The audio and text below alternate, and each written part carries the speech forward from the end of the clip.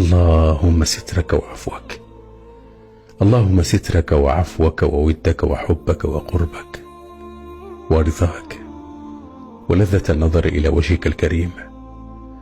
اللهم إنا نسألك من خير ما سألك منه عبدك ورسولك سيدنا محمد صلى الله عليه وسلم، ونستعينك من شر ما استعاذ منه عبدك ورسولك محمد صلى الله عليه وسلم.